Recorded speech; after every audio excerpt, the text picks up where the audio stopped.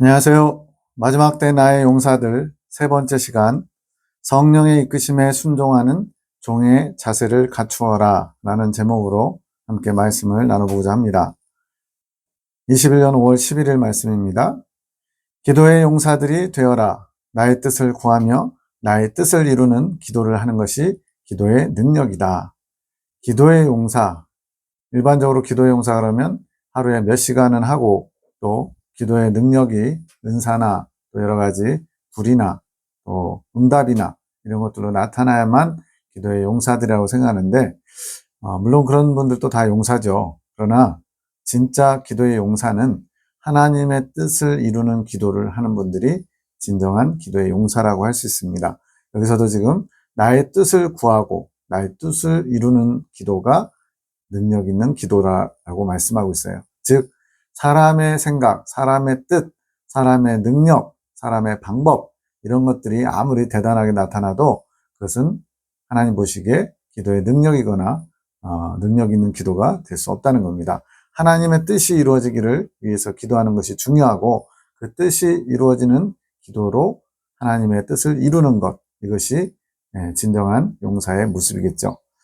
기도의 능력을 받는 용사들이 되어라. 방금 기도의 능력은 하나님의 뜻이 이루어지기를 기도하는 것이 기도의 능력으로 나타나는 것이라고 했고, 그런 용사들이 되려면 어떻게 되겠어요? 당연히 하나님의 뜻을 구하는 삶의 모습이어야 되겠죠. 주님의 뜻 따로, 내 뜻 따로. 그래서 오히려 내 뜻을 앞세우거나 내 뜻이 이루어지기를 간절히 구하는 것은 아무리 기도를 여러 시간 하고, 심지어 그것이 능력으로 나타나도, 여러 가지 은사나 또 응답이 될지라도 그것은 하나님 보시기에는 그다지 아주 상급이 많이 받을 만한 그런 것은 아닐 것 같아요. 기도의 용사들이 되는 훈련을 할 것이다. 즉, 기도의 용사도 그냥 마음 먹으면 되거나 단번에 되는 것이 아니고 훈련이라는 과정이 필요하다는 겁니다. 그래서 신앙생활 자체가 훈련인 거예요. 뭐든지. 그래서 말씀도, 기도도, 또 삶으로 살아내는 것도 다 훈련하듯이 하나하나 조금씩 바꿔가고 이루어가는 것입니다. 기도의 훈련에 앞서 너희가 바르게 알아야 할 부분이 성령께서 이끄시는 삶을 날마다 구하는 것. 성령께서 나의 삶을 이끌어 주옵소서라고 날마다 구해야 된다는 거예요. 잠시 잠깐 마음이 뜨거워져가지고 성령님께 저를 이끌어 주옵소서 하고는 또 일주일 동안 잊어버리고 있다가 또 주일 되면 또 성령님께 이끌어 달라고 구하다가, 이런 것이 아니고 날마다 성령께서 저의 삶을 이끌어 주십시오 이렇게 구해야 되고, 또 성령께서 떠나시지 않는 삶을 지켜라. 이건 무슨 말이냐면, 성령님은 거룩한 영입니다. 거룩한 영이 우리 안에 들어오셔가지고 거룩한 일을 이루어 가시는데, 이 성령님께서 떠나시는 경우도 있다는 거예요. 어떤 경우에 그럴까요? 성령을 근심케 하지 말라. 성령 안에서 너희가 구속의 날까지 인치심을 받았느니라 말씀합니다. 즉, 성령을 근심케 하면 떠나시기도 하는 거예요. 완전히 떠나면 이제 버림받는 것, 지옥에 가는 가라지가 되는 것이고요. 가라지까지는 안 가더라도 순간순간 육체의 정욕과 내 욕심을 이루기 위해서 하나님 보시기에 부끄러운 말과 행실들이 나타나면 성령께서 근심하시면서 잠시 침묵하시거나 또는 잠시 우리 곁을 떠나실 수도 있다는 거예요. 완전한 떠남하고는 좀 다릅니다. 그래서 성령 해방죄라고 하는 것은 완전히 떠나시는, 즉 성령이 소멸되는, 우리 안에 계시던 성령님이 완전히 떠나시는 거고요. 여기서 말하는 것은 기본적으로 날마다 성령님과 동행하는 삶, 또 성령님께서 근심해서 떠나시지 않도록 지키라고 그랬잖아요. 이것은 우리가 말씀과 기도 가운데 하나님의 뜻을 구하면서 성령을 근심케 하는 일이 없어야 된다는 의미입니다. 또 성령이 이끄시는 삶에 순종해야 된다. 이게 결국은 이제 가장 궁극적인 것인데, 성령께서 이끌어 주십시오라고 요청을 해놓고 정작 성령께서 이끌어 주려고 하는데 순종하지 않으면 아무런 소용이 없는 거죠. 그래서 성령께서 뜻을 나타내시고 우리 삶을 이끌고자 하실 때 순종하는 자세, 그것이 바로 종의 자세고 하나님이 요구하시는 기도의 사람의 자세라는 겁니다. 이 삶이 되어야만 기도의 용사가 될 수 있다. 그래서 기도의 핵심은 뭐냐? 성령께서 인도하심을 따라 기도하는 것이 진정한 하나님이 받으시는 기도고, 그런 기도가 능력으로 나타난다는 것입니다. 그래서 막 성령과 상관없이 자기 욕심을 채우려고 열심히 부르짖고 찾고 간절히 주여 주여 막 목이 쉬도록 외치고, 근데 그런 경우도 또 어느 정도 응답이 되기도 하더라고요. 그러다 보니까 이제 그것을 잘하는 줄 알고 계속 그렇게 육적인 기도, 정욕적인 것을 구하면서도 그것을 하나님이 기뻐 받으신다고 착각하는 경우들이 있는데, 그러다가는 나중에 성령께서 근심하시면서 떠나실 수도 있고, 그 빈자리를 어둠의 영들이 차지해서 이제 양신의 역사라고 그러죠. 하나님의 성령의 이끄심을 받다가 어느 순간부터 마귀가 이끌어가는, 근데 그것을 영적으로 잘 깨어있지 않으면 모르고 그냥 속아 넘어갈 수도 있다는 거예요. 이처럼 성령이 함께하는 삶이 아니면 영의 기도를 할 수 없다. 1편에서 영이신 예수님을 만나는 방법, 거기서 이미 설명을 했습니다. 성령께서 우리 안에서 모든 것을 이끄시고 가르쳐 주시고, 또 성령으로 예수님과 만나야만 영적인 교류, 통교, 교통 이런 것이 이루어질 수 있다는 거예요. 그래서 우리는 예수님께서 말씀하신 것처럼 나는 포도나무여 너희는 가지니 너희가 나를 떠나서는 아무것도 할 수 없느니라, 이 말씀과 같이 우리 안에 계신 성령님과 함께하는 삶이 아니면 우리는 결코 하늘나라와 또 하나님의 뜻을 온전히 구하며 나아갈 수 없다는 겁니다. 기도의 능력도 나타나기 어렵다. 왜냐하면 그 기도가 능력이 되기 위해서는 반드시 성령님이 함께 하시고 성령님이 역사하셔야 되기 때문에 그렇습니다. 우리가 뭘 할 수 있겠습니까? 성령님 없이. 우리는 다만 주님께 기도로서 하나님의 뜻을 구하고 하나님의 뜻이 이루어지기를, 말 그대로 장작도 하나님이 준비해 주시고 불도 하나님이 준비해 주시고, 우리가 할 일은 장작에 불을 붙이는 것까지만, 그리고 장작도 불도 바람도 모든 것은 다 하나님이 다 공급하신다는 거예요. 우리와 합력해서 일하기를 원하시는 하나님께서 너희가 기도할 때 성령님의 이끄심을 따라 하나님의 뜻을 구하는 기도를 해야만 그것이 영의 기도고 그것이 능력으로 나타난다고 말씀하는 겁니다. 기도의 능력은 너희가 원하는 육적인 것을 응답받는 게 기도의 능력이 아니라, 근데 많은 사람들이 육적인 걸 기도해서 응답받기도 해요. 근데 그 대부분을 잘 들여다보면 어린아이 때, 신앙적으로 어릴 때 무슨 능력이 많이 나타난다고 성숙한 영적인 신앙인의 그런 자세가 아닐 때도 있어요. 기도는 정말 열심히 합니다. 근데 보면은 다 이 세상에 속한 육적인 기도들을 많이 하고, 또 그것이 실제로 응답도 나타나고, 근데 그것이 마치 기도의 능력자인 것처럼 또는 기도의 용사인 것처럼 우리가 착각해서는 안 된다는 거예요. 진정한 기도의 능력은 뭐냐? 영혼을 살리는 것이다. 이제 우리도 기본적으로 전도의 상이 뭐 가장 크다 이런 얘기를 많이 하잖아요. 물론 전도의 상보다 더 큰 것도 있습니다. 뭐냐면 예수님을 닮는 것, 예수님을 온전히 닮는 것. 그래서 하나님의 백성들 중에 가장 상이 큰 사람은 바로 예수님을 가장 많이 닮은 어린 양의 신부들, 교회 시대의 이긴 자들 14만 4천이고요. 그 다음으로는 이제 영혼을 구원하는 것, 이것이 하늘의 별처럼, 궁창의 별처럼 빛나리라 말씀하신 것처럼 굉장히 상이 클 것 같아요. 그런데 그러한 영혼을 살리는 것은 바로 성령의 이끄심을 받아 하나님의 뜻을 구하는 기도로서 가능하다는 겁니다. 왜? 하나님께서 그것을 원하셔서 우리에게 성령을 통해 알게 하시고 그 뜻대로 구하면 하나님이 응답하지 않으실 수 없으니까. 그래서 어떤 육적인, 물질적인 이 땅에 사는데 필요한 것들을 구하는 것도 기본적으로 필요하지만, 그런 것보다 영적이고 하나님 나라와 직접적으로 연결되는 그러한 신령한 기도를 할 때에 이것이 단순히 이 땅의 육적인 삶뿐 아니라 영혼을 살리는 일, 하나님 백성을 채울 수 있는, 하나님 백성을 구원에 이룰 수 있는 통로로, 도구로 쓰임받는 것이겠죠. 이것이 나의 능력이다. 즉 우리가 하는 것은 다만 기도의 도구로, 통로로 주님께서 일하실 수 있도록 자리만 만들어 드리는 거예요. 이제는 너희를 통해 이 일들을 하기 원한다. 너희는 용사 같은 마음으로 나를 믿는 믿음으로 기도해야 한다. 이제 기도의 용사들은 마치 전쟁터에서 싸움하듯이 용사가 겁을 내면 어떻게 돼요? 이제 전쟁이 벌어지기 바로 일촉즉발의 상황인데 적들이 무서워가지고 벌벌 떨거나 주저하거나 뭐 기도할 때 막 떨려가지고 덜덜덜 떨는 초신자 때 그런 경우도 있잖아요.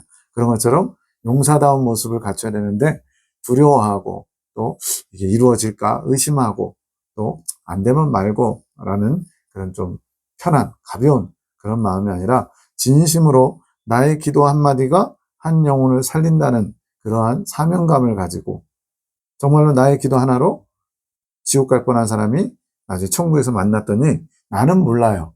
그런데 천국에서 그분이 나를 보더니 반가워하면서 막 감사해하면서 당신의 기도로 제가 이곳에 오게 되었습니다. 이런 얘기를 들을 수도 있다는 겁니다. 그럼 얼마나 놀라운 일이에요. 나의 기도 한마디가 한 영혼을 살리는 일을 했다면 그것이 기도의 능력이고 그것이 주님을 기쁘시게 하는 기도의 용사의 기도라는 것입니다. 신명기 4장 7절에 우리 하나님 여호와께서 우리가 그에게 기도할 때마다 우리에게 가까이 하신 것 같이 그 신의 가까이함을 얻은 나라가 어디 있느냐. 이거는 비단 육적인 이스라엘 백성들만 얘기하는 게 아니고 우리 하나님의 영적인 이스라엘 백성들 우리 모두에게 우리가 기도할 때마다 하나님이 우리에게 가까이 오신다는 거예요. 하나님의 임재를 느끼고 싶으십니까? 하나님의 뜻대로 구하는 기도를 계속 자주 날마다 꾸준히 드리다 보면 이제 하나님의 가까이 하심을 하나님의 임재를 느끼게 될 것입니다. 자, 5월 12일에는 영이 열린 게 뭔지를 가르쳐 주셨어요. 주님을 바라보는 눈이 열린 것. 영이 열렸다. 좀 생소할 수도 있습니다. 우리는 육과 영으로 돼 있잖아요. 육과 영혼. 근데 이 영이 열렸다는 것은 영이신 주님을 이제 조금 더 인식할 수 있는 인식 체계가 열렸다는 거예요. 우리 눈으로 보는 이 육의 눈이 있고요. 영으로 보는 영의 눈이 있습니다. 그래서 영안이 열렸다는 표현도 있는데 이 영안이 열린 것은 영의 세계를 볼 수 있도록 인사적인 측면에서 열어준 게 영안이 열린 것이고 여기서 영이 열렸다는 것은 말 그대로 영 자체가 이제 하나님의 영적인 것을 더 경험하고 인지하고 또 그것을 잘 뭐랄까요 접촉할 수 있도록 또 잘 연결될 수 있도록 성숙한 그래서 이것은 신앙의 성장과 관련이 있습니다. 그래서 아기가 태어나서 눈이 먼저 열리는 거 물론 뱃속에서는 귀로 듣죠. 그래서 엄마나 아빠의 소리 태교를 하게 되는데 귀로 듣는 것과는 다르게 아기가 태어나서 눈이 열리면서 세상을 보게 되는 것처럼 이 영계, 영의 세계 이것도 영의 세계가 영안이 열려야 되고 이 영안은 어린아이 아주 그냥 초신자도 열릴 수 있어요. 출애굽 즉 예수 믿자마자 영안이 열려서 영계를 볼 수도 있습니다. 그러나 이런 것들은 글쎄요 계속 관리하고 다듬어가면은 유지될 수 있을지 몰라도 많은 경우는 어린아이 신앙에서 열리는 영안은요 많은 경우 다시 닫히거나 또는 그 순간의 확신 하나님이 정말 살아계시고 영의 존재를 알게 되도록 하시기 위해서 은사처럼 주어진 것이라서 이 은사는 어떻게 보면 이제 좀 자신의 신앙적 확증을 위해서 주는 경우가 많고요. 여기서 말하고자 하는 영이 열렸다는 것은 영이 성장하면 성장할수록 영계에서 일어나는 일, 또 하나님이신 영의 하나님이 어떻게 작용하시는지를 조금 더 경험적으로 알게 되는 그래서 성장과 밀접하게 된 것을 영이 열렸다 얘기하는 겁니다. 자, 그러면서 천국 방언을 자주 하라는 거예요. 이것은 영계와 통교, 통교라는 단어도 우리 개신교에서는 조금 어려울 수 있는데 통교라는 단어는 교통과 비슷한 말이에요. 그래서 영계와 마치 열리는 것처럼 그래서 이건 무슨 입신 체험이나 이런 거라기보다는 어떤 영적인 감각들이 새로워져서 조금 더 영계에서 일어나는 일들을 좀 더 분명하게 경험하기 위해서 방언을 하면 마치 어느 도시와 어느 도시가 연결이 안 돼서 서로 모르고 있었어요. 이쪽 도시에서는 이쪽 도시가 있는지도 모르고 이쪽 도시에서도 이쪽을 모르고 지금이야 인터넷이나 또 여러 가지 항공촬영 이런 걸로 알지만 아주 오래된 옛날 생각해 보세요. 그러면 부족들 간에도 계속 이동을 하다 보니까 다른 부족을 만나는 것처럼 그랬더니 우리 부족 근처에 이런 부족이 살고 있었구나 하는 것처럼 마치 우리는 육의 세계, 물질계에서 한정된 삶을 살다가 어느 순간부터 이제 영의 세계를 조금씩 알아가게 되는 겁니다. 그것이 바로 이제 영계와 통교가 이루어진다. 영계를 처음 할 수 있는 그런 감각들이 열리기 위해서 방언이 아주 좋은 도구가 된다는 겁니다. 그래서 여기서는 지금 방언의 어떤 가치 또는 방언이 꼭 필요한 거냐 어떤 분들은 방언을 해야만 구원받는다 이런 얘기 하는데 그런 방언의 어떤 원리나 또 그 자체를 논하고자 하는 것이 아니고 방언이 영적인 감각을 여는데 또 영계를 좀 더 이해하는데 도움이 된다는 말씀, 이것만 드리고자 합니다. 자, 육체는 영혼의 모형입니다. 저희들은 육체가 있죠. 이 육체가 있듯이 영체도 똑같이 영체가 더 크거나 영체가 더 작거나 또는 뭐 여러 영화나 이런 거기서 보는 것처럼 영체가 막 둥글둥글하거나 그래서 그 유령처럼 고스트라고 해가지고 하얀색으로 이렇게 꼬리 달려있는 그런 거 있죠. 그런 게 아니라는 거예요. 영체도 육체랑 똑같이 생겼는데 이 육체가 이제 첫 번째 연단, 두 번째 연단, 세 번째 연단을 마치면서 가나안 땅에 들어가는 이스라엘 백성들의 그 광야의 정, 그 모형이 있는데 그 중에 두 번째 연단을 지나면서 영적인 아기로 태어나게 됩니다. 그래서 성경에 좁은 문이라는 단어가 나오는데 그 좁은 문 과정과 같은 개념이에요. 그 좁은 문이 이제 엄마의 자궁에 있다가 질에서 굉장히 좁잖아요. 그게 이제 아기가 태어날 때만 활짝 열려서 그래도 극심한 고통이지만 그렇게 영적인 아기가 태어나는 것처럼 이것이 천류역정에서 좁은 문 통과 과정으로 나옵니다. 어쨌든 그런 성장 과정에서 다시 다루고요. 그 이전에는 태아의 상태로 엄마의 자궁 안에 있는 태아의 상태처럼 태어나서 영이 열렸다는 것은 아기가 눈이 열리는 것처럼 열리는 것입니다.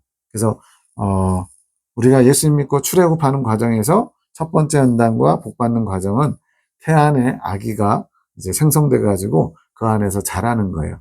근데 이것은 생명체는 생명체인데 아직은 뭐랄까요? 태어나지 않았기 때문에 좀 애매한 그런 거 있잖아요. 분명히 귀한 생명체이지만 태어나야만 그것을 우리가 birthday, 생일이라고 하는 것처럼 그 생일이라는 기점으로 태어나서는 또 다른 세계가 열리는 것처럼 두 번째 연단 그리고 좁은 문을 통과하면서 이때부터 이제 영적 아이로서 눈이 열려서 영이 열려서 이제 영계를 좀 더 알 수 있게 된다는 겁니다. 이것은 너무나 많이 복잡하고 어렵습니다. 그래서 여기서는 그냥 두 번째 연단 지나는 과정에서 영적인 아이로 태어난다고 그냥 머릿속으로 이해만 하시면 될 것 같아요. 그런데 이것이 그냥 그대로만 유지되는 것이 아니고 기도하면 할수록 점점 더 확장되어 가면서 주님을 아는 것 또한 확장되어 가는 것이라는 거예요. 즉 영적으로 성장하면 성장할수록 또 방언 기도를 하면서 기도를 더 하나님 뜻을 구하는 기도를 하면서 점점 확장되어 간다는 거예요. 그래서 전에는 10% 알았다면 20%, 30%, 50% 우리도 우주에 대해서 천문학이 아주 고대부터 예수님 당시에도 그렇고 고대부터 발전했지만 그때까지는 그냥 육안으로 이렇게 관찰해서 별자리 같은 거를 말 그대로 이름을 붙인 거죠. 그런 거하고 지금은 이제 뭐 허블 망원경 그 다음에 또 나온 아주 굉장히 고성능 망원경이 나왔다고 그러더라고요.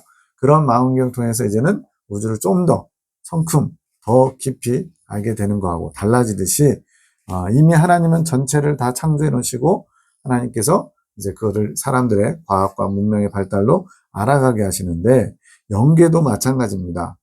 처음 예수님을 영접하고서 처음부터 영계가 활짝 열리는 게 아니고 조금씩 열리는데 두 번째 연단을 통과하면서 영계가 많이 말 그대로 업그레이드죠. 그래서 영계가 더 확장돼서 열릴 수 있도록 어떤 시작점 같은 게 두 번째 연단을 통과하면서 된다는 거예요.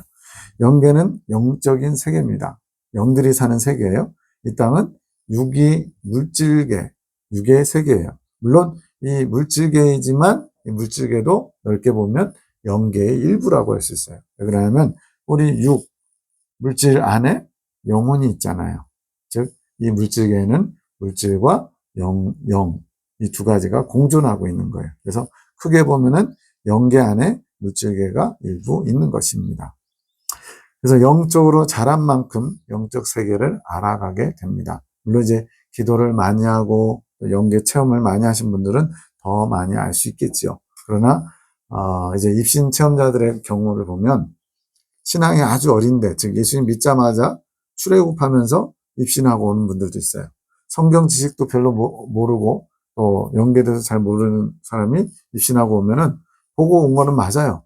그런데 그것이 어떻게 보면 이제 정확하지 않다든가 또는 그 사람이 가지고 있는 인지 능력 또 성경적 지식 또 하나님에 대한 뭐 지식 이런 것들이 아주 조금이기 때문에 극히 일부분만을 얘기하는 거예요. 그런데 높이 성장한 다음에 입신을 하게 되면요. 영계에 대해서 더 풍성하게 알아올 수 있다는 거예요.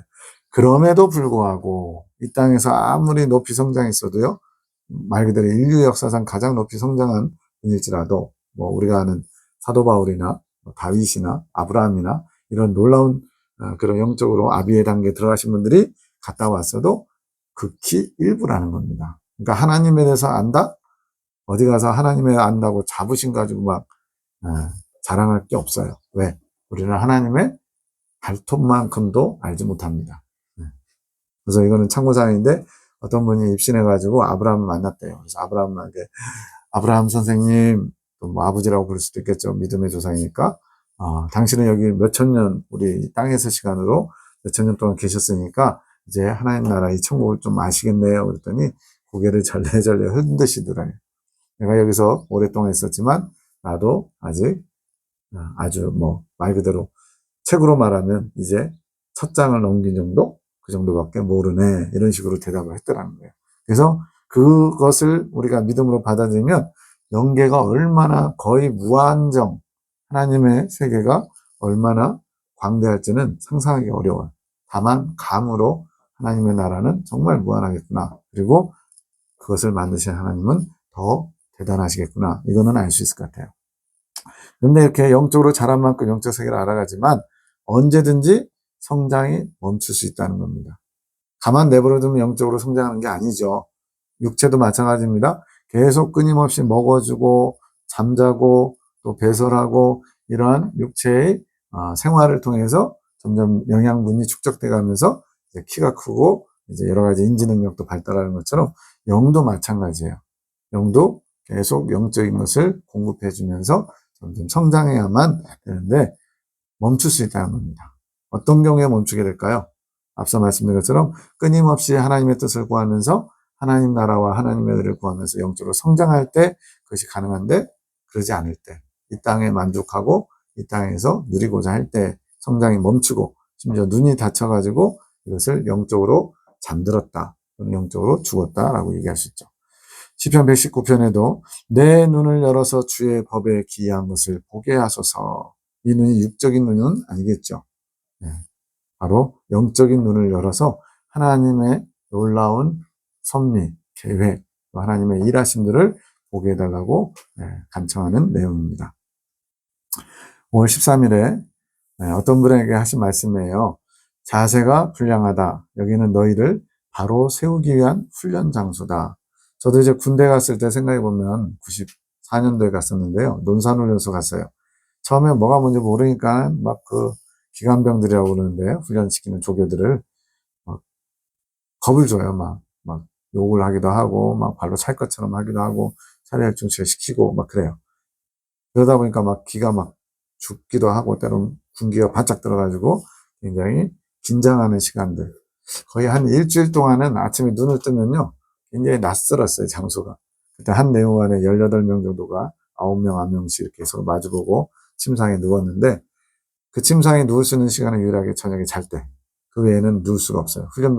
훈련병다워야 된다는 겁니다.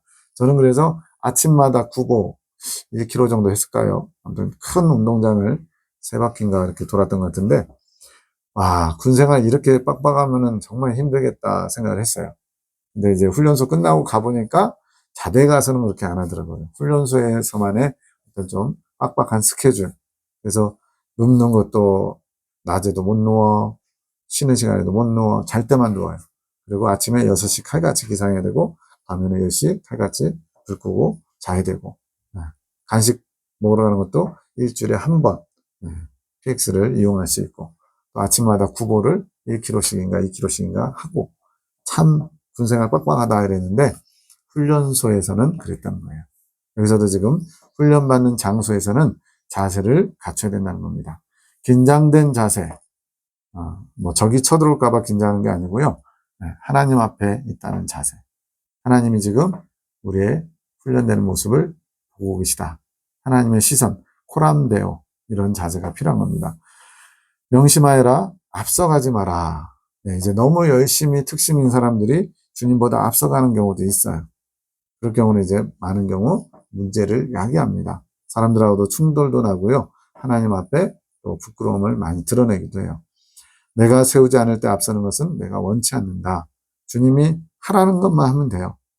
우리가 무슨 뭐 인격체인데 뭐 자기 의사 표현도 할 수 있고 내가 생각하면 하면 되지 이럴 수 있잖아요. 근데 그거는 사람 사이 관계에서도 어렵지만 우리는 하나님 앞에서 언제나 하나님의 훈련된 군사로서 자세가 필요하기 때문에 하나님이 하라 하시면 하고 하지 말라면 안 하고 그러면 되는 거예요. 이스라엘 백성들이 40년 동안 광야에서 훈련받은 게 그겁니다. 정말 막 풍경도 좋고 물도 풍부하고 양들 먹이기도 쉽고 애들 키우기도 좋은 장소에 도달했어요. 그래서 텐트를 막 치고 하룻밤 딱 자고 일어나는데 다음날 아침에 구름 기둥이 떠올라요. 성막에서. 그럼 어떻게 해요? 또 주섬주섬 또 텐트 친 거 너무나 힘든데 41번을 진을 치고 이동합니다. 제가 그걸 보면서 저도 이사 다니는 거 굉장히 싫어해요. 왜냐면 막 한번 이사 다니려고 그러면 짐 싸야 되고 풀어야 되고 위치 생각해야 되고 또 이삿짐 센터 뭐 하고 여러 가지 신경 쓰기가 많으니까 그냥 붙박이처럼 평생을 한 자리에서 살고 싶어요. 근데 여의치 않을 때는 이사를 해야 되잖아요. 지금 광야에서 41번 이사를 해야 되는 이분들 그것도 너무 좋은데 하나님이 가라고 구름 기둥이 떠오르면 순종해야죠. 또 빨리 여기서 벗어나고 싶으면 별로 안 좋아요. 척박하고 뭔가 환경이 안 좋아요. 그래서 여기서 잠만 자고 내일 아침 빨리 떠났으면 좋겠는데 한 달이고 두 달이고 구름 기둥이 그냥 머물러 있어요. 그럼 또 해야 되는 거예요. 이게 바로 광야의 훈련입니다. 내가 원하는 대로 하지 않고 주님이 원하시는 대로 하는 거 이것이 중요한 거예요. 주인된 의식을 버려라. 자, 여기서 주인의식이라는 표현을 썼지만 사실은 주인 정신이 있고요. 네, 주인 행세가 있어요. 주인 정신은 내가 주인으로서 해야 될 의무감, 뭔가 이렇게 책임감을 갖는 게 주인 정신을 갖는 거고, 주인 행세는 그런 어떤 의무감이나 해야 되는 것보다 권리를 누리려고 할 때, 내가 이 교회에 이만큼 헌금을 했고, 이만큼 20년, 30년 내가 수고한 게 있어. 나를 장로로 또 개척교회 목사로서 대접해줘야 돼. 이런 어떤 계산이 우리에게는 있거든요. 근데 주님은 교회가 네 것이냐. 예수님의 몸된 교회잖아요. 그러면은 아무리 개척을 했고 여기서 30년 동안 목회하면서 정말 수고를 많이 했어도 예수님이 원하시는 자세는 저는 무익한 종입니다. 다만 할 일을 했을 뿐입니다. 이런 자세라는 거예요. 그러면 하나님이 그래 너는 무익해 하고 내치는 게 아니고 천국에서 비교할 수 없는 상으로 갚아주실 거예요. 근데 내가 알아서 내 밥그릇을 찾아 먹는 거예요. 사람들에게 대접받기 원하고 존중받기 원하고 사랑받기 원하고 그러다 보면 천국 가서 받을 게 없다는 겁니다. 항상 종의 자세를 갖추어라. 그래서 주님이 우리에게 훈련하실 때 자세는요. 종의 자세예요. 여기서 종은 주인이 언제 어떤 말씀을 하실까 스탠바이 하는 자세입니다. 그래서 이제 우리 사극이나 하는 거 보면 이제 대청마루가 있고 대감마님이 나오면 걔 누가 없느냐 그러면 막 여기저기서 뛰어나오든지 아니면 항상 손 모으고 대기하는 하인들이 있잖아요. 그건 뭐예요? 주인이 원할 때 즉각 어떤 그 명령을 수행할 수 있도록 그렇게 된 겁니다. 자, 내가 왜 주인의 자리에 앉으려고 하느냐? 이것도 내가 원치 않는다. 왜냐하면 주인의 자리에 앉는 순간부터 우리는 주님을 앞서가고요. 또 주님의 뜻을 내 뜻을 주님의 뜻인 양 그렇게 한다는 거예요. 항상 말 한마디 하기 전에 내가 주인의 입장으로 말하는지 종의 입장으로 하는 것인지 생각해라. 먼저 우리에게는 종의 자세로 배우고 나중에 이제 그것이 더 성장하면 주님께서 이제는 너희를 종이라 하지 않고 친구라 한다 이렇게 말씀해 주시거든요. 그리고 그 친구에서 더 나아가면 뭐가 되는지 아세요? 바로 예수님의 친구가 되는 겁니다. 그러니까 기본적으로는 종으로 시작해야 돼요. 그 다음에 친구처럼, 그 다음에 신부처럼, 아내처럼 이렇게 신분의 상승이 이루어져야 되는데 주님이 아직 원치도 않는데 벌써 신부가 된 것처럼 무슨 권리나 내가 누려야 될 것들을 챙기다 보면 정작 훈련을 받을 수가 없다는 겁니다. 내가 사랑으로 부드러운 말만 하려고 했는데 너의 조심성 없음이 나의 화를 부르는구나. 조심성 없음, 군사, 절도 있는 자세, 이제 그런 것들이 이제 질서 이런 것들이 이제 하늘군대 이것이 두 번째 책자고요. 첫 번째 하늘군대 거기에 분명히 나와 있습니다. 군사의 자세에 대해서 한번 참고해 보시기는 좋겠습니다. 정신 바짝 차려라. 여기는 군대인 것이다. 이 군대라는 단어는 남자들에게 익숙해서 여자분들은 조금 생소하기도 하고 잘 모르잖아요. 근데 어쨌든 군대는 굉장히 경직되어 있는 곳이에요. 내가 하고 싶은 대로 막 말하고 행동하고 또는 이탈하고 그럴 수 없는 곳입니다. 그래서 어떻게 보면 남자들이 좀 더 이해하기 쉬울 것 같아요. 어쨌든 하나님께서 군대로 부르셨어요. 성경에도 나오잖아요.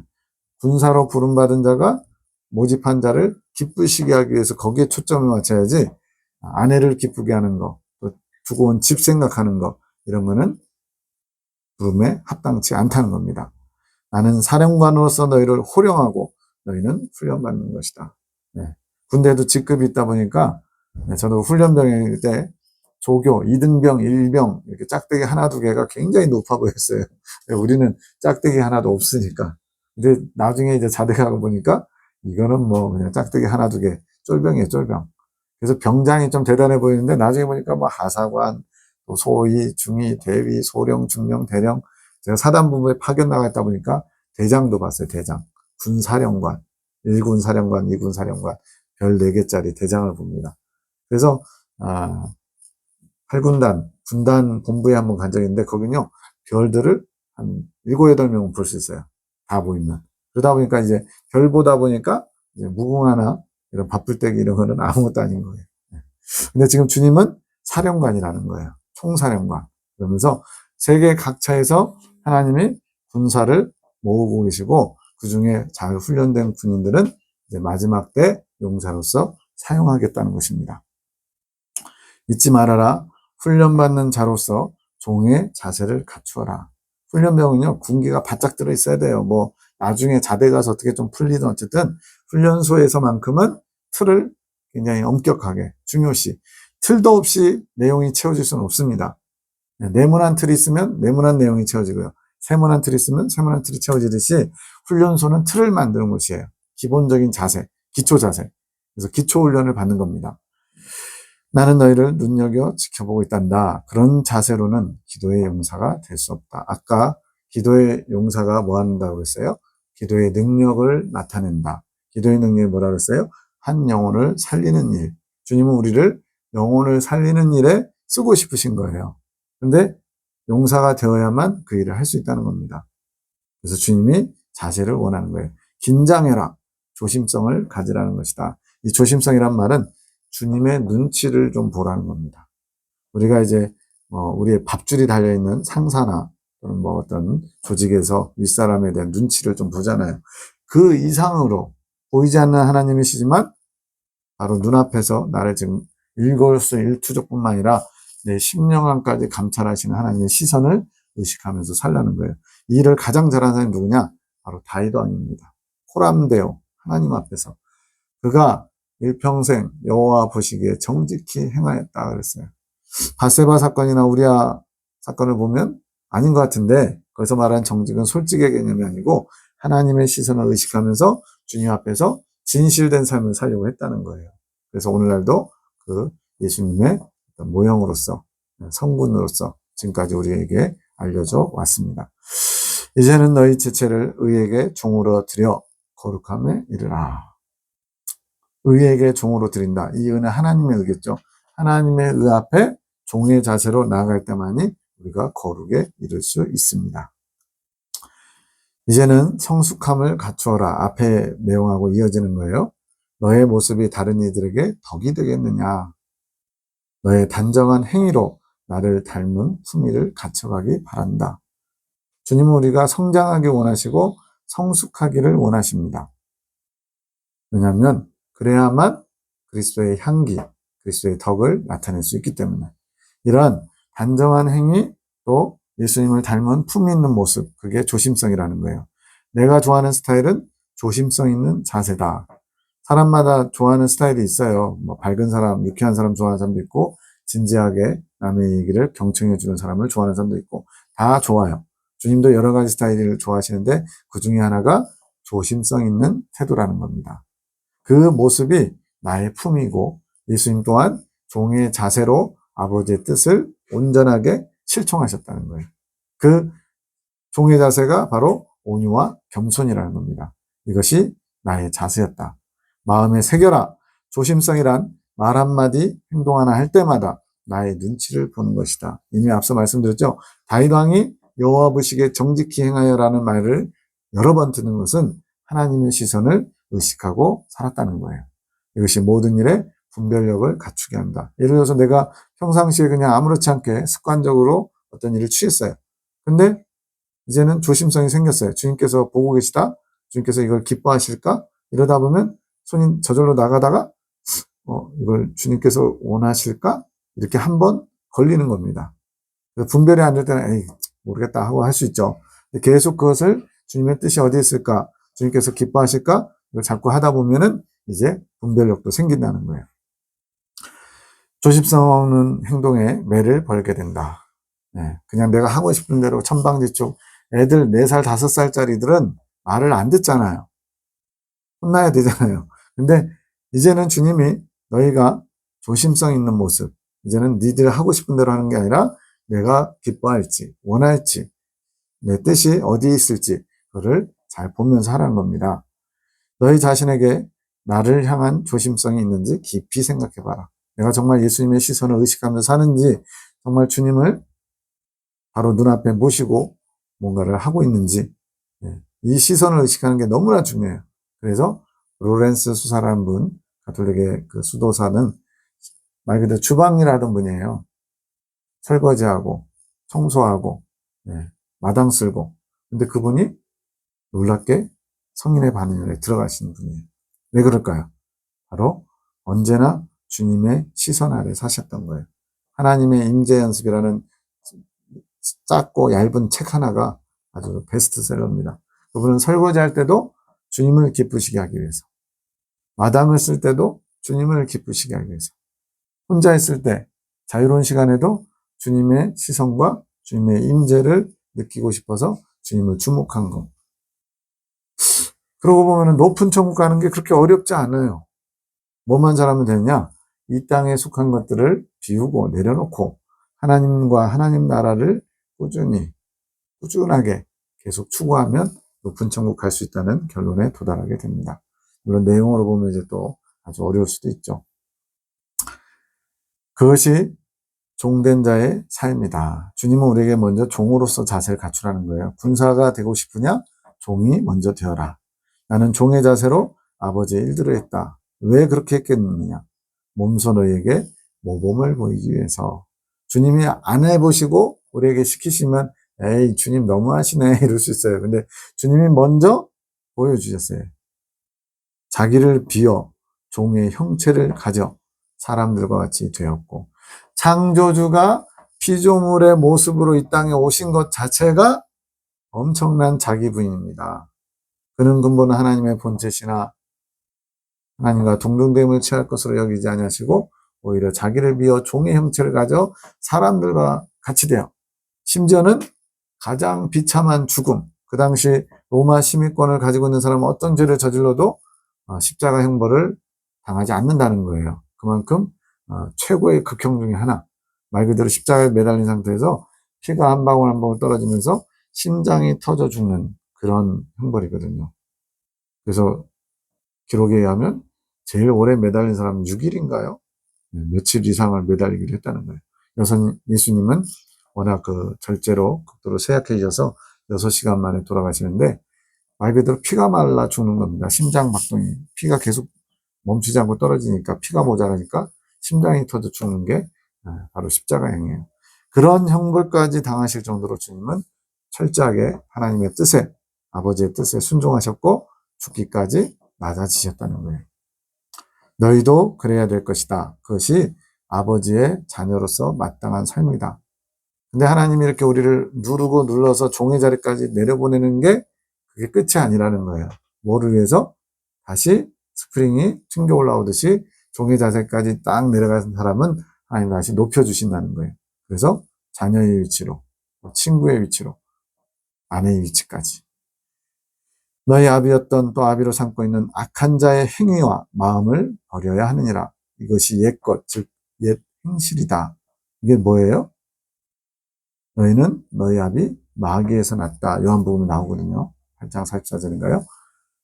우리가 태어날 때부터 우리 안에 죄성, 마귀의 성질을 가지고 태어나가지고 마귀와 똑같은 짓을 하는 거예요. 내버려 두면 자동으로 악을 행하게 돼 있어요.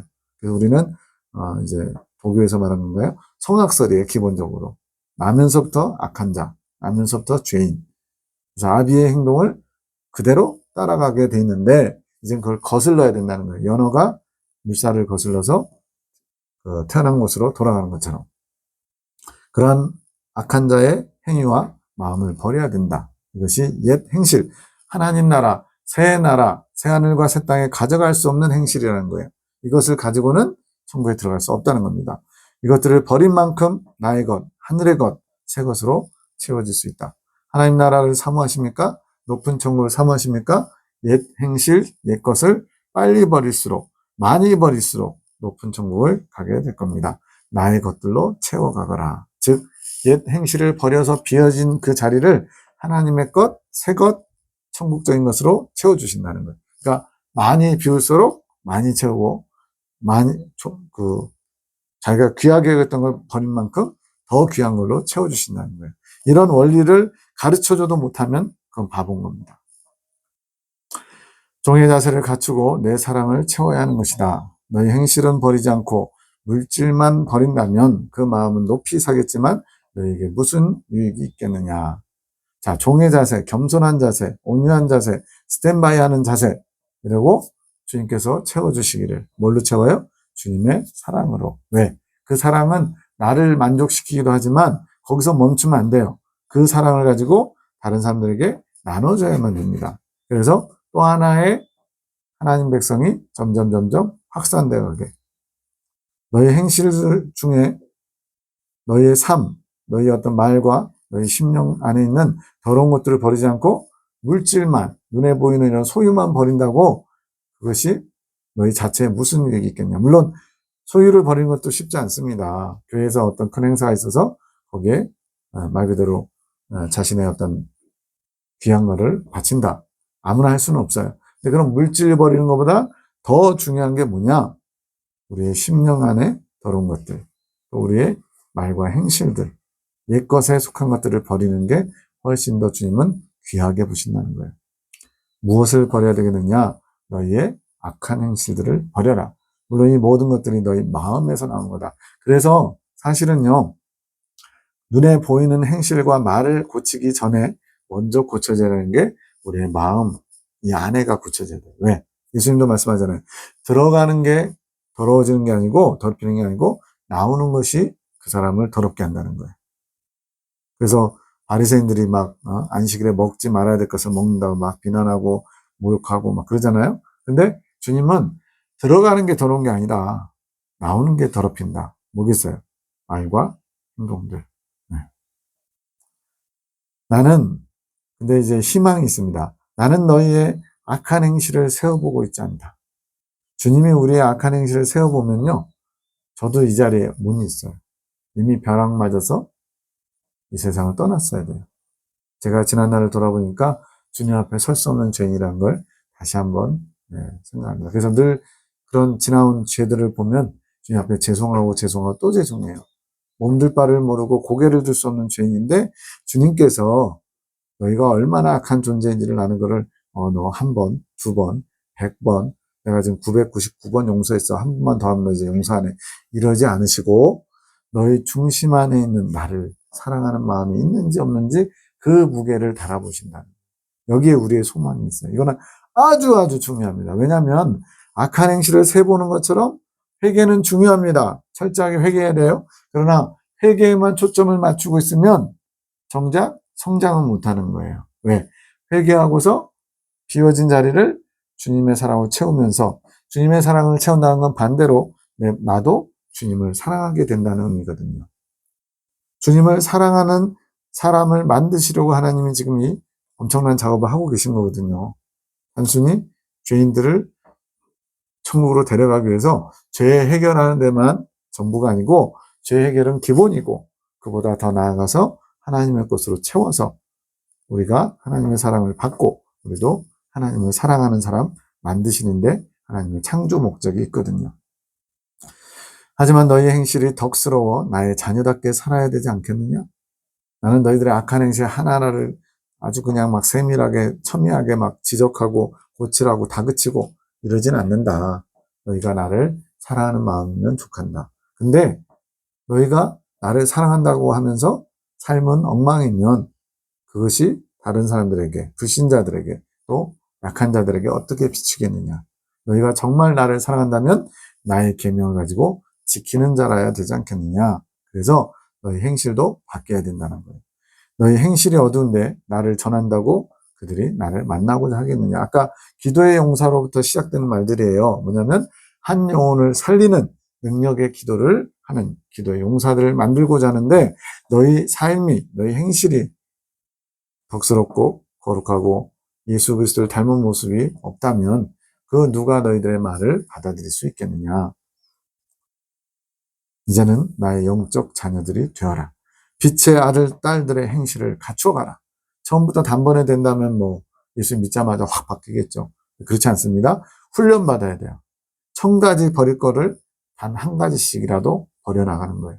나에게 있는 약한 부분들, 모난 부분들, 부족한 부분들, 부끄러운 부분들 이런 걸 하나하나 버려나가다 보면 언젠가는 정상이 다 끝날 날이 오겠죠. 그것도 내가 하는 게 아니고 내 안에 계신 성령님이 나를 이끌어 주시고 버릴 수 있도록 강력하게 도와주셔야만 합니다. 그래야 너희를 통하여 나의 일들을 이루어가지 않겠느냐. 진정한 나의 빛의 자녀들이 과연 얼마나 되겠느냐. 이런 말을 읽을 때 우리는 탄식해야 돼요. 왜? 나도 그런 사람이었고 이제야 조금 정신 차리고 빛의 자녀로 가는데 지금 세상에 예수님의 이름을 팔아서 어둠을 비친 양, 또 자신이 부끄러운 일도 모르고 하는 일들이 많아요. 어떤 목사님이 예수님이 말에 실수가 많은 것처럼 나도 그렇다 이런 얘기를 했다는 거예요. 오늘 제가 본 내용입니다. 아니 예수님의 무슨 말에 실수를 뭐를 해요. 근데 예수님의 말에 실수가 많았다는 거예요. 그러면서 본인이 욕하고 또 뭐 좀 음란한 어떤 말을 해서 비난받고 이런 것들이 있거든요. 그거를 주님 앞에 부끄러워하고 철저하게 회개해도 모자랄 판에 예수님도 말에 실수가 많았고 그것도 내가 예수님 닮아서 나도 말에 실수가 많다면서 떳떳하게 얘기해. 그건 제정신이 아닌 겁니다. 그 사람은 쫓아가면 안 됩니다. 누구라고는 얘기는 하지 않지만 알 사람들은 압니다. 너희가 나의 애타는 마음을 알아다오. 너희를 세워갈 아름다운 모습들을 갖춰가기를 원한다. 주님의 애타는 마음, 우리를 향하신 애틋한 마음을 느낄 수 있다면 이런 말 한마디 한마디가 우리의 심금을 울리고 또 움직일 겁니다. 내가 그를 위하여 모든 것을 잃어버리고 배설물로 여김은 그리스도를 얻고 그 안에서 발견되려 함이니. 사도 바울의 고백인데 주님을 얻기 위해서 주님 안에서 발견되기 위해서 예수님 외의 것은 다 배설물, 똥으로 여겼대요. 그가 가장 자랑스러웠던 게 뭡니까? 바리새인 중에 바리새인, 대제사장들도 인정하는 그러한 아주 율법 학사였어요. 근데 그것을 다 배설물로 여긴답니다. 우리로 말하면 이제 서울대 법대 수석한 그 증서를 쓰레기, 똥으로 버리긴다. 쉬울까요, 그게? 말로는 안 해도 사람들 만날 때마다 나 이대 나온 여자야 자랑하던 여자가 있던 것처럼 나 서울대 법대 수석이었어. 이런 게 얼마나 큰 영광이고 늘 마음에 품고 살겠어요. 바울은 그를 똥처럼 여겼다는 거예요. 진짜로. 이게 뭐예요? 주님을 얻기 위해서 우리가 버려야 될 것들은 이 땅에서 아무리 대단한 거라도 큰 거라도 아무것도 아닌 것처럼 여겨야만 주님을 대신 얻을 수 있다는 겁니다. 사람들은 선한 명분을 내세워 자기 의를 이루려고 한다. 이거는 또 굉장히 중요해요. 선한 명분을 내세운다. 예수님의 이름을 판다. 대놓고 그러진 않아요. 근데 주님께서 뭘 기뻐하시겠어요? 이제 목회자 입장에서 주님께서 교회를 크게 건축해서 하나님께 영광 돌려야 되지 않겠냐고. 정말로 하나님이 크게 지어진 몇백억 들인 교회를 지어서 봉헌한다. 말은 봉헌이에요. 근데 실제로는 내가 이 교회 이렇게 만들었어. 이러면서 자기의 어떤 권위나 자랑거리로 삼으려는 목회자도 부직이 있습니다. 선한 명분을 내세요. 차라리 부족한 모습, 부끄러운 모습이 드러나서 망신당하면서 그러면 차라리 그게 더 유익할 수도 있어요. 왜? 망신당해서 찔림받고 고침받을 기회라도 있으니까. 그런데 포장을 해가지고 허례와 위선과 가식으로 포장해가지고 의로운 척, 하나님을 많이 닮은 척, 주님의 뜻을 수행하는 하나님의 종인 척하다가 말 그대로 지옥 가는 지옥에 갈 수도 있어요. 그건 너희의 방법이지 내 방법이 아니다. 우리는 이제 육적인 방법에서 영적인 방법으로, 내 방법에서 주님의 방법으로 하나하나 바꿔가야 됩니다. 그것이 훈련입니다. 유교적인 사상에서 나온 것이고 보통 이 기준을 선한 것인 양 삼고 살아간다. 우리나라가 어떻게 보면 이제 과거에 유교 이 사상, 효, 인이, 예, 지, 신, 충, 효 이런 것들 있잖아요. 좋은 걸 수도 있지만 그런 것들이 이제 도덕적인 선이 돼가지고요. 하나님께 나아가는데 장애가 되기도 합니다. 이거는 좀 깊은 내용인데 어쨌든 인간적인, 인본적인 그런 선, 빛, 이것과는 하나님의 빛은 달라요. 한 가지 예를 들면 이미 여러 번 얘기한 것 같은데 시내산에서 금송아지 우상에 빠진 이스라엘 백성들, 하나님이 그들을 다 쓸어버리려고 했는데 모세가 막습니다. 차라리 저를 생명체에서 지워버리십시오. 그래가지고 그걸 막았어요. 그러나 하나님의 진노가 거기서 끝나지 않으니까 레위인들은 다 이쪽 편에 서서 이쪽 진에서 저쪽 진까지 지나가면서 손에 걸리는 자들 다 죽이라고 도륙하라고 해요. 3,000명이 죽습니다. 레위인들 입장에서는 내 형제고 내 가족이고 심지어는 내 안삭 아내도 있을 수 있어요. 이제 4살, 5살 어린아이도 있을 수 있어요. 그러면 내 가족이니까 피해서 이렇게 칼질을 한다? 그건 아니잖아요. 정말로 엄청나게 비참한, 비통한, 차라리 벼락을 때려서 죽이면 너무나 그것도 고통스럽겠지만 내 손으로 내 가족을 죽이는 것보다 나을 것 같아요. 놀랍게 하나님은 그걸 명하십니다. 그러면서 뭐라 그러냐면 너희가 오늘날 이렇게 행하였으므로 여호와 앞에 헌신하게 되었다. 이게 하나님의 기준과 사람의 도덕적인 기준이 완전히 다른 걸 알 수가 있어요. 하나님을 인정하고 하나님을 아버지로 모시는 신앙적으로 하나님 앞에 굴복한 사람들은 여호와 앞에 헌신이라는 걸 받아들일 겁니다. 그러나 그렇지 않고 도덕적인 선으로 하나님을 바라보던 사람들은 이 부분 가지고 시험 들 거예요. 아니 이런 하나님이 다 있어? 사랑의 하나님이라며? 어떻게 자기 가족을 자기가 직접 칼로 죽이라 그래? 이런 하나님이라면 난 안 믿어. 그런 분은 안 믿으셔도 돼. 왜? 창조주 하나님이 절대 기준인데 내가 창조주보다 더 우위에 있으려고 하는 거예요. 그건 엄청난 교만입니다. 너희는 말씀 중심, 나를 사랑하는 마음으로 또 이웃을 사랑하는 마음으로 살아가야 된다. 말씀을 기준해서 네 도덕적인 선, 네가 세운 너의 어떤 가치관, 인생관, 그것이 중심이어서는 안 되고 하나님 말씀 기준으로 또 주님을 사랑하기 때문에 이웃을 사랑하라는 거예요.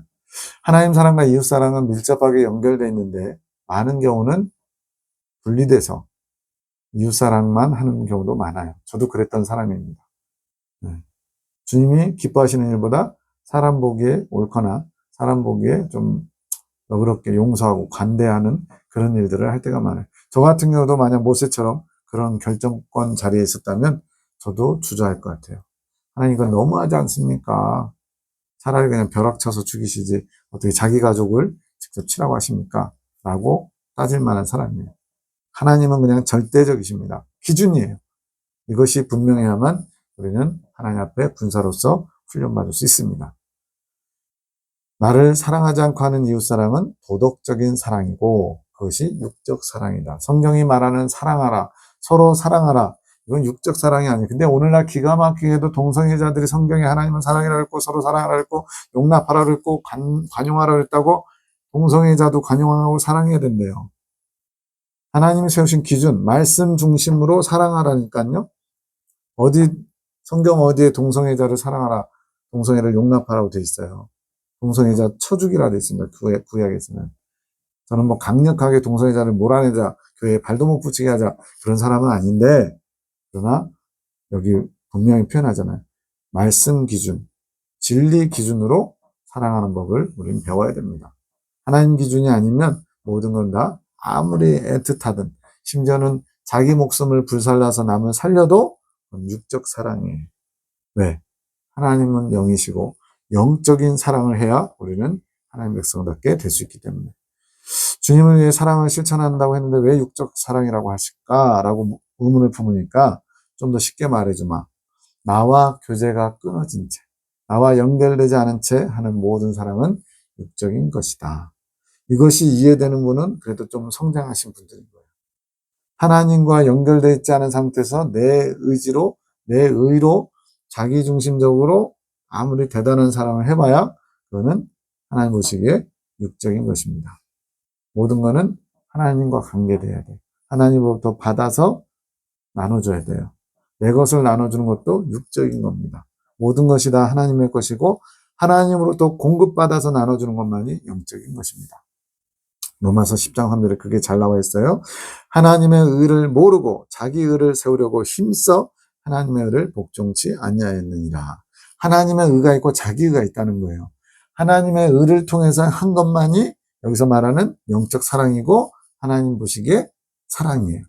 근데 자기 중심, 자기 안에서 나온 의, 자기가 옳다고 생각하는 의, 그걸 가지고 한 것은 다 육적인 사랑이고 하나님 기뻐하시지 않는 사랑이에요. 우리는 이 로마서 10장 3절을 외우셔야 돼요.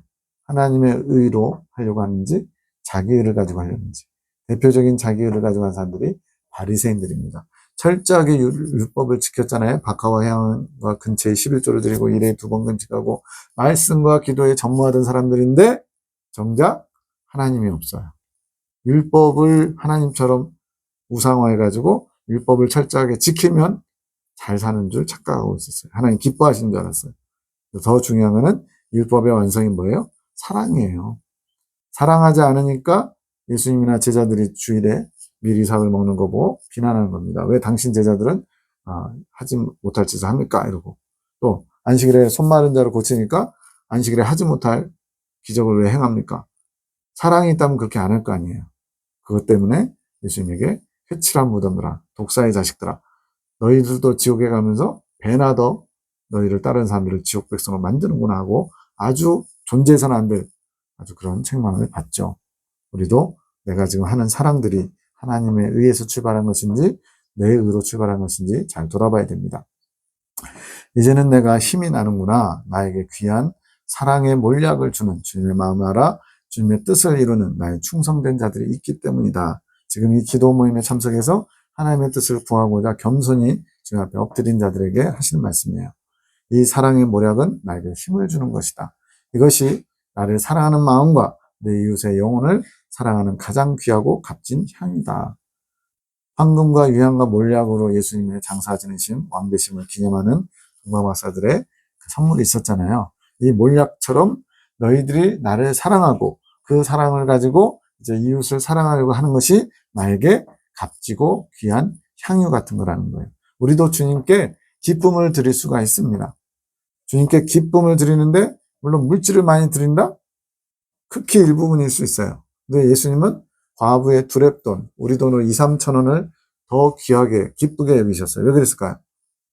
그 2, 3천 원 안에 그 과부가 하루 먹을 양식을 살 돈이었거든요. 즉 오늘 하루 하나님을 사랑해서 이 두렙돈을 바침으로 말미암아 하루를 굶어야 되는 거예요. 본인뿐만 아니라 자식이 있다면 자식까지. 그러한 주님을 사랑하는 마음을 하나님은 그 어떤 부자보다도 많이 넣었다라고 칭찬하신 거잖아요. 그래서 주님은 물질이 중요한 게 아니고 우리의 마음, 하나님을 사랑하는 마음, 하나님을 기쁘시게 하고자 하는 마음, 그 마음에서 비롯해서 이웃에게까지 그 사랑이 흘러가게 하고자 하는 것을 귀하게 여기시고 향유처럼 여기신다는 거예요. 나는 이것이 많이 필요하단다. 주님도 결핍증이 계세요. 무슨 결핍증이냐면 우리 하나님 백성들의 사랑에 대한 결핍증. 주님도 우리의 사랑을 갈구하고 계세요. 이상하다고요? 아닙니다. 주님이 우리를 먼저 사랑하셨고요. 그 사랑받은 너희가 나를 사랑해주길 원하시는 거예요. 그래서 어린 양의 아내, 어린 양의 신부라고 하는 겁니다. 어린 양을 가장 많이 사랑하는 사람들이 어린 양의 신부가 되는 거예요. 만약 그런 사랑 필요 없으면 신부, 아내 이런 거 필요 없어요. 그냥 내 백성과 하나님 관계 그렇게만 하면 되죠. 이것이 있어야 나의 능력들을 이룰 수 있다. 너희들의 그런 값지고 귀한 향유와 같은 나를 사랑하는 마음, 나를 귀히 여기는 마음, 나를 기쁘시게 하고자 하는 그런 마음들이 나에게 능력이 나가게 하는 원동력 같은 것이다. 동기부여와 같은 것이다. 이렇게 말씀하는 거예요. 아무리 좋은 자동차가 있어도 기름이 없으면 그 차가 운행될 수 있겠느냐. 예. 차가 3억짜리 뭐 벤틀리인데 기름을 안 넣었어요. 아무리 용을 써도 차는 못 갑니다. 이 향유가 그런 것이다. 나의 자녀들아, 너희가 이 향유를 많이 만들어서 나의 일들을 이룰 수 있게 해다오. 일을 이루신 분은 하나님이신데 그 하나님이 일하실 수 있게끔 기름을 공급해 주는 것은 바로 너희의 사랑이라는 거예요. 나는 너희의 향유 없이 아무것도 할 수 없다. 주님 말씀하시잖아요. 나는 포도나무여 너희는 가지니 너희가 나에게 붙어있으면 많은 과실을 맺고 나와 떨어져 있으면 너희는 아무것도 할 수 없다고. 마찬가지로 주님도 똑같아요. 내가 포도나무야. 근데 가지들 다 쳐버려요. 열매를 어떻게 맺어요? 여기에 놀라운 비밀이 있는 거예요. 원줄기에 가지가 붙어 있어야 많은 열매를 맺는 것처럼 반대로 원줄기도 가지 없이는 열매를 맺을 수가 없는 겁니다. 그래서 주님은 나와 사랑의 관계가 되자고 그렇게 비유로 말씀하시는 거예요. 한쪽만 생각하시면 안 돼요. 주님도 우리의 사랑을 원하시고 그 사랑을 받아 당신의 뜻을 이루신다는 거예요. 우리는 서로 한 마음 한 뜻이 되어야 아버지의 뜻을 이룰 수 있다. 예수님도 지금도 아버지 하나님의 뜻을 이루시겠다는 거예요. 누굴 통해서? 우리를 통해서. 너희도 나 없이 아무것도 할 수 없고 나 역시 마찬가지 아무것도 할 수 없다. 그것이 창조의 질서다. 그래서 예수님과 우리가 하나 되어야만 놀라운 사랑의 능력이 나타나는 겁니다. 너희는 건포도로 내 힘을 돋고 사과로 나를 시원케 하라. 내가 사랑함으로 병이 났습니다. 솔로몬의 아가서에 나오는 이 사랑의 관계에서도 사랑에서 병이 난 누구의 마음이겠어요? 예수님의 마음, 또 예수님을 사랑한 신부들의 마음이라는 거예요. 근데 그것에 힘을 공급해 줘야 된다는 거예요. 서로가. 마지막 장입니다. 내가 보여준 삶을 너희가 본받아 뒤따르며 나는 너희를 이끌어 아버지의 뜻을 이루어가게 된다. 내가 먼저 본을 보였고 너희는 나를 따라와라. 내가 너희를 잘 이끌어줄게. 결국 기도의 능력이란 나의 마음에 너희 마음을 합하여 나의 뜻을 따라 함께 이뤄내는 거다. 아까 기도의 능력이 뭐였어요? 영혼을 살리는 건데 영혼을 살리기 위해서는 너희와 내 마음이 합하여져야 된다는 거예요. 이게 놀라운 신비이고 비밀입니다. 너희가 기도의 용사가 되려면 날마다 성령의 임재를 구하고 종의 자세로 나의 말에 귀를 기울여 듣고 순종하는 삶이 되어야 된다. 네 스스로 아무리 열심을 내고 대단한 업적을 쌓아도 성령의 함께하심, 성령의 임재와 이끄심 없이 니들만 했다면 그것은 자기 의로 이룬 것이고 그것은 모든 것이 다 육적인 것이라는 거예요. 그래서 성령님의 인도하심이 중요한 겁니다. 너희가 원하느냐? 그럼 네 하여라. 나도 너희를 그렇게 인도해야 할 것을 믿느냐? 그럼 아멘 하여라. 우리에게 요구하신 것은 예, 아멘 이거만이에요. 어렵지 않지? 나의 뜻을 구하면 네, 아멘 하면 되는 것이다. 그러면 일은 내가 한다. 우리가 할 일은 주님께서 일하실 수 있도록 통로 역할만 하면 돼요. 지나가는 통로가 더러우면 깨끗하지 않으면 통과할 수 없잖아요. 주님은 우리를 통해서 일하기를 원하십니다. 나는 나의 용사들을 찾고 있다. 그들을 훈련하며 이끌어가지만 그 수가 너무나 적어서 슬플 때가 많다. 찾고 찾는데 없다는 거예요. 그러니 나의 기쁨이 얼마나 크겠느냐. 지금 나의 마음을 알아주는 자들, 내게 귀를 기우는 자들 때문에 기쁘시다는 거예요. 기도의 용사가 되기를 늘 사모해라. 너희의 사모함이 더욱 나의 뜻을 앞당길 수 있다. 너희 기도의 열매를 얻게 될 것이다. 너희가 이제는 성령 체험을 해야 되지 않겠느냐? 성령의 임재를 구하고 충만함을 입도록 하자. 우리 모두가 다 기도의 용사 되기를 원합니다. 그리고 기도의 용사가 되려면 성령님의 이끄심을 따라야만 합니다. 성령의 이끄심을 따르려고 준비된 순간 성령께서 우리 삶에 깊숙이 들어오시고 역사하시고 개입하시고 말씀하시고 능력을 나타내시는 것을 체험하게 될 겁니다. 이것이 습관처럼 아주 자연스럽게 이루어질 때 우리는 영이신 하나님을, 영이신 예수님을 제대로 만나게 되고 그러면 이제 예수님과 동행하는 삶, 나아가 예수님과 자유자재로 영이 통하는 통교의 삶이 될 것입니다. 너희 가운데 전파되는 하나님의 아들 예수 그리스도는 예 하고 아니라 함이 되지 아니하였으니 저에게는 예만 되었느니라. 아버지의 뜻에 무조건적으로 순종한 예수님의 모습을 보여줍니다. 감사합니다.